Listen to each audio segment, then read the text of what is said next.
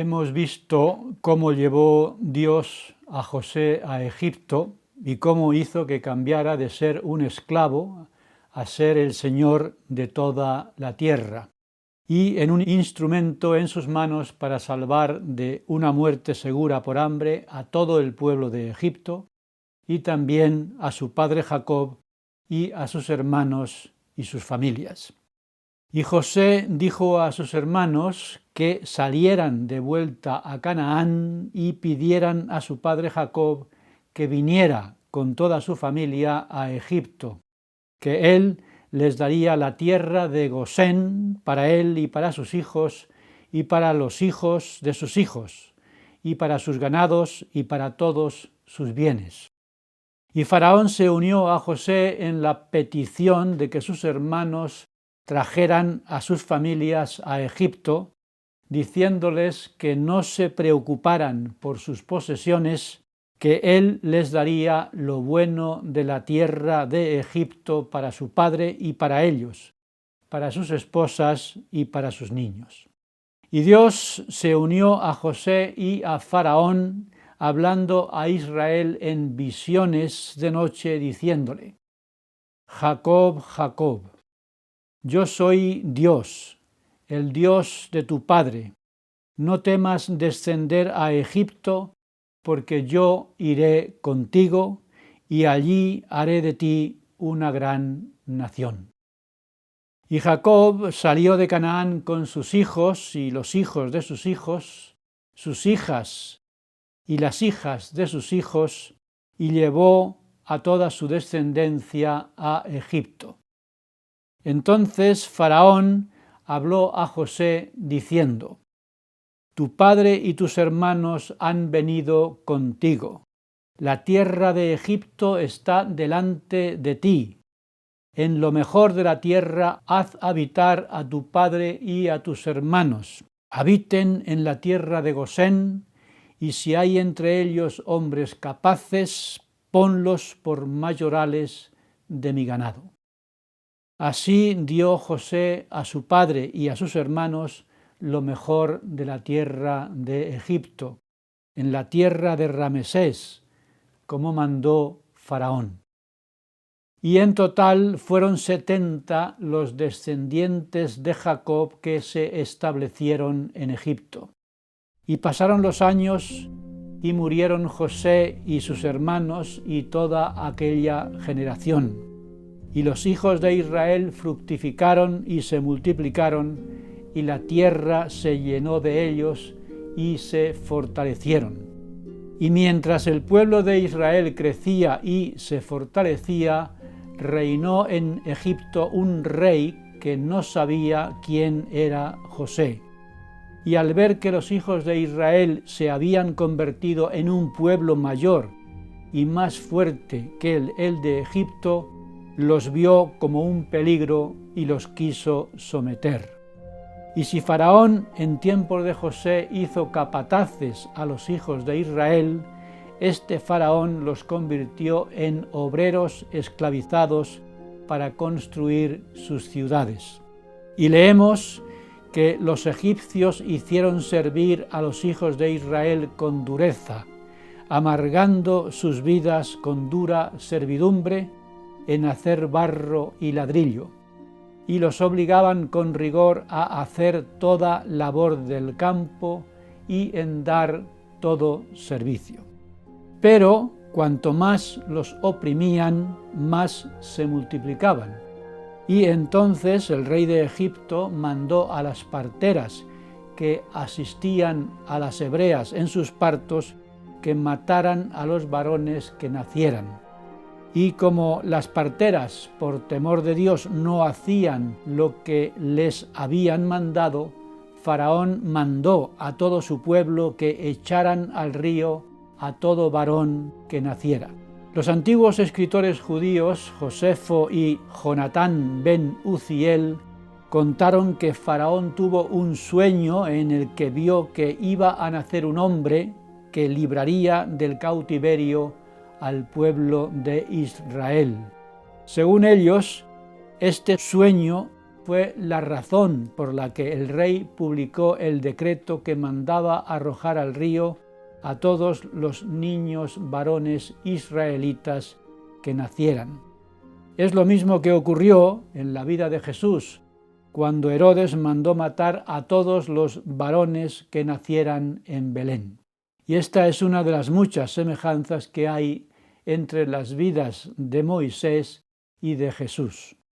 En estas circunstancias, el matrimonio formado por Amram y Jocabed, ambos de la familia de Leví, tuvieron un hijo, y la madre, para salvarlo de la orden del rey, lo tuvo escondido 3 meses. Pero, no pudiendo ocultarlo por más tiempo, hizo una arquilla con unos juncos calafateados con asfalto y brea y ocultó al niño en la arquilla entre los juncos a la orilla del río, pidiendo a una de las hermanas del niño, se supone que a María o a Miriam, que vigilara la arquilla desde lejos.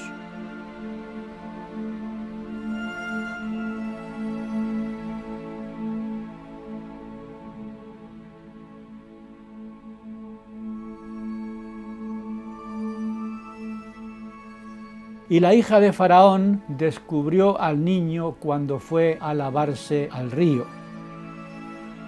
Y aunque vio que era uno de los niños de los hebreos y que su padre había mandado que los arrojaran al río, al verlo llorar dentro de la arquilla tuvo compasión de él.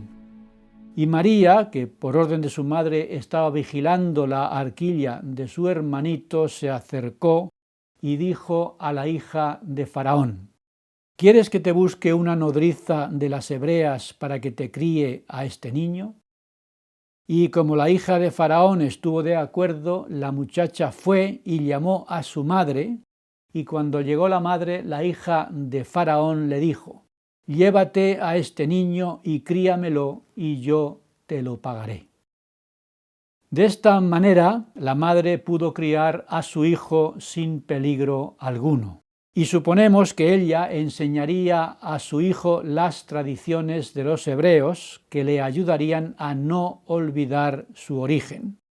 Como enseñó el apóstol Pablo a los hebreos, diciendo que Moisés, hecho ya grande, rehusó que lo llamaran hijo de la hija de Faraón. Y cuando el niño creció, Jocabed lo llevó a la hija de Faraón, que lo adoptó, y le puso por nombre Moisés, diciendo: porque de las aguas lo saqué. En el Nuevo Testamento leemos que Esteban, en su defensa ante el Sanedrín por las acusaciones contra él de haber blasfemado contra el templo y contra la ley de Moisés, hizo su defensa relatando la historia de la relación de Dios con su pueblo. Sobre Moisés dijo que lo instruyeron en toda la sabiduría de los egipcios y que era poderoso en sus palabras y en sus hechos. El historiador judío Josefo dijo que Moisés era un príncipe de gran formación y un poderoso guerrero en la causa de los egipcios. Y en las palabras de Esteban, en el discurso ya citado, leemos que cuando Moisés cumplió los 40 años, sintió deseos de visitar a sus hermanos, los hijos de Israel. Y cuando vio que un egipcio maltrataba a uno de sus hermanos, lo defendió, hiriendo al egipcio, pensando que sus hermanos entenderían que Dios le daría la libertad por su mano. Pero ellos no lo habían entendido así.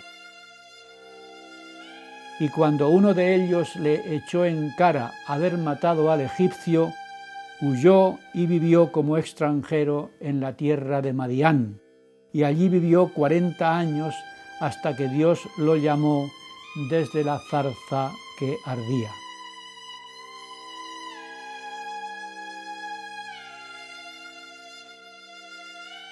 Es decir, que Moisés estuvo 40 años en la corte de Faraón, educado como un príncipe, y también 40 años en Madián.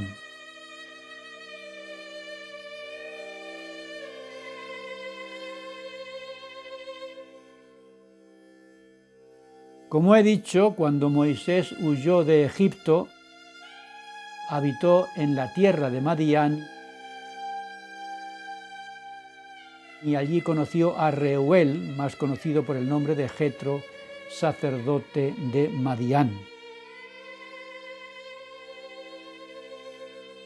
Jetro era descendiente de Madián, que era hijo de Abraham y Cetura. Moisés entonces se casó con Séfora, la hija de Jetro, y leemos en la revelación moderna que Moisés recibió el santo sacerdocio de su suegro.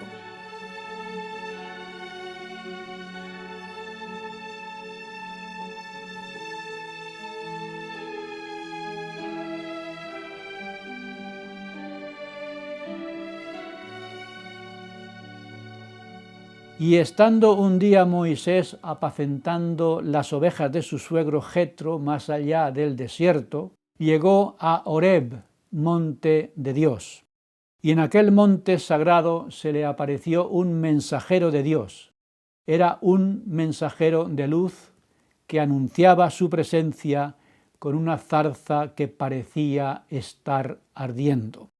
Y cuando Moisés se dispuso a poner sus ojos en la zarza, la presencia del Señor se manifestó a Moisés, que le dijo: «Moisés, Moisés». «Heme aquí», respondió Moisés, y le dijo el Señor: «No te acerques, quita el calzado de tus pies, porque el lugar en el que estás, tierra santa es. Yo soy el Dios de Abraham, de Isaac y de Jacob». Moisés tuvo miedo de mirar a Dios y se cubrió el rostro. Entonces Dios le dijo que había visto la aflicción de su pueblo en Egipto y que había descendido para librarlos y llevarlos a una tierra buena y ancha, una tierra en la que fluye leche y miel. Y le dijo: «Ve ahora y te enviaré a Faraón para que saques de Egipto a mi pueblo, a los hijos de Israel». Moisés conocía muy bien a los egipcios y a Faraón, y también conocía a su pueblo, y era consciente también de sus debilidades y de lo difícil que era esa misión. Por eso dudaba de su capacidad para cumplir lo que el Señor le mandaba, diciendo: «¿Quién soy yo para que vaya a Faraón y saque de Egipto a los hijos de Israel?» Y el Señor le respondió: «Ve, porque yo estaré contigo». El Señor enseñó a Moroni en el libro de Mormón lo siguiente, relacionado con todo esto: «Mi gracia es suficiente para los mansos, para que no saquen provecho de vuestra debilidad. Y si los hombres vienen a mí, les mostraré su debilidad. Doy a los hombres debilidad para que sean humildes, y basta mi gracia a todos los que se humillan ante mí, porque si se humillan ante mí y tienen fe en mí, entonces haré que las cosas débiles sean fuertes para ellos». Moisés aprendió esta lección y pudo enfrentar los desafíos de su vida, como hemos aprendido también con José, el hijo de Jacob. Moisés, como todos nosotros, tenía sus debilidades, pero leemos de él que era muy manso, más que todos los hombres de la tierra. La grandeza, pues, del carácter de Moisés estaba en su mansedumbre, en la capacidad para dejar que el Señor lo moldeara por medio de la influencia de su espíritu. Y el Señor lo preparó en los 40 años que vivió en Egipto como un príncipe y en los otros 40 años que vivió en el desierto como un pastor, para que fuera capaz de cumplir la gran misión que se le asignó cuando vino a este mundo como el gran libertador y el gran legislador del pueblo de Dios. Y a las dudas de Moisés sobre su capacidad para ser ese libertador, el Señor le dijo: Así dirás a los hijos de Israel: Yo soy, me ha enviado a vosotros. Jehová, el Dios de Abraham, de Isaac y de Jacob, se me apareció y me dijo: He visto lo que os están haciendo en Egipto, y he dicho: Yo os sacaré de la aflicción de Egipto a una tierra en la que fluye leche y miel. Y el Señor le dijo que fuera al rey de Egipto para pedirle que dejara salir a su pueblo al desierto.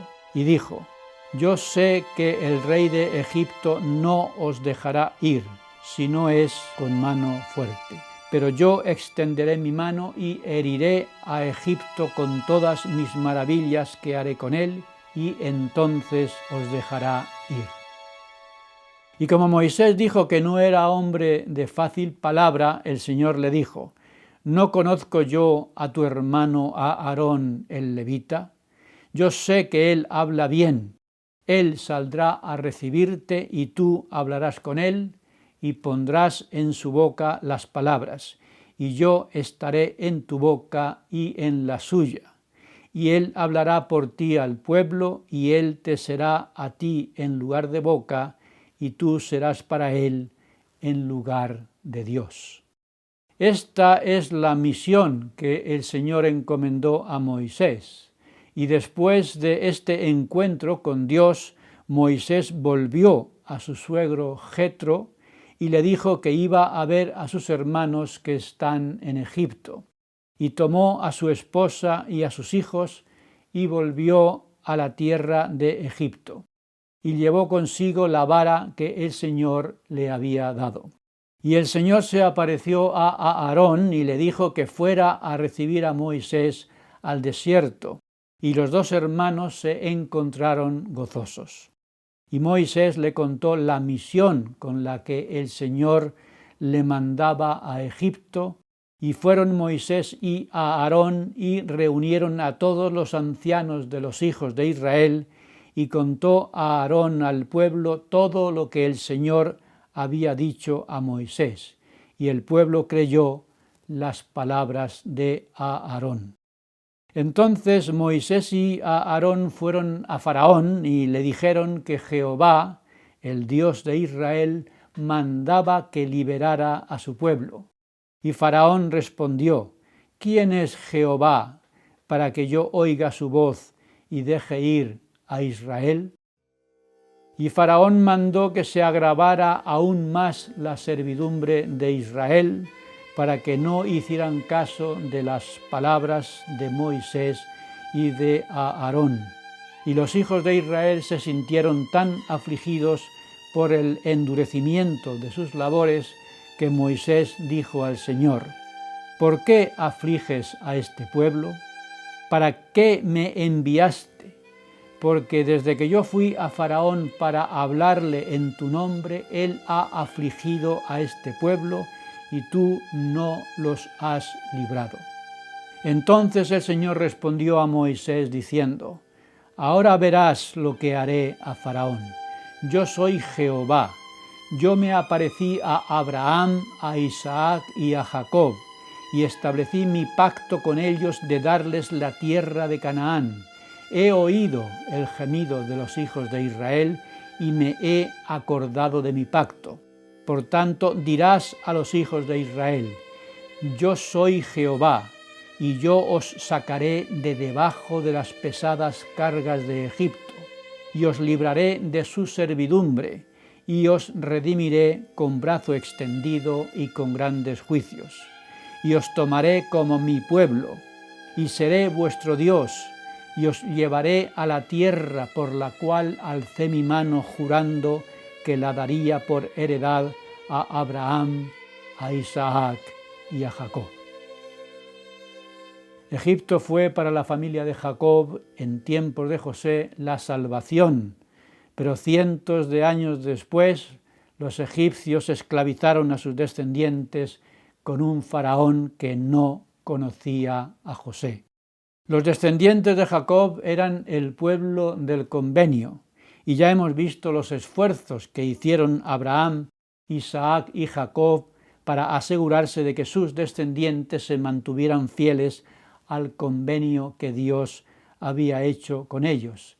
Y Dios se había revelado una y otra vez a Isaac y a Jacob para recordarles y renovar el convenio que él había hecho con Abraham.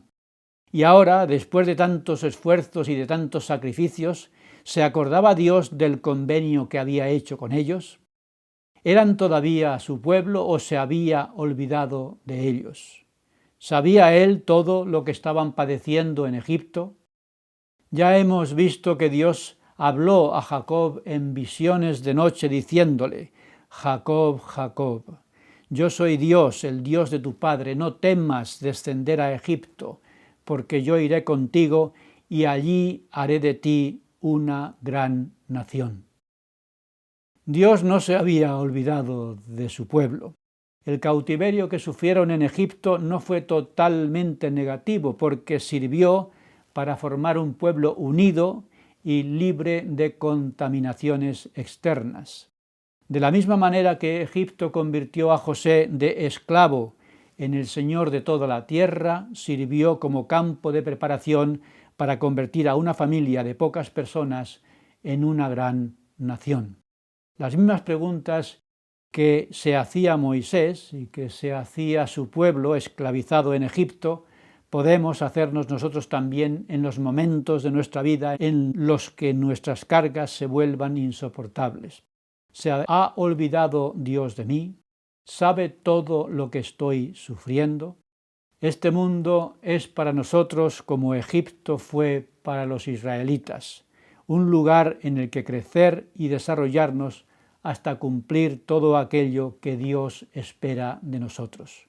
Dios no se olvida de sus hijos. La pregunta no es si Dios se ha olvidado de nosotros y si ha olvidado las promesas que nos ha hecho. La pregunta es si nosotros hemos olvidado a Dios y si hemos dejado atrás el convenio que hicimos cuando entramos en la senda de los convenios por medio del bautismo. La senda es angosta, pero es el camino que debemos recorrer para cumplir el propósito de nuestra existencia.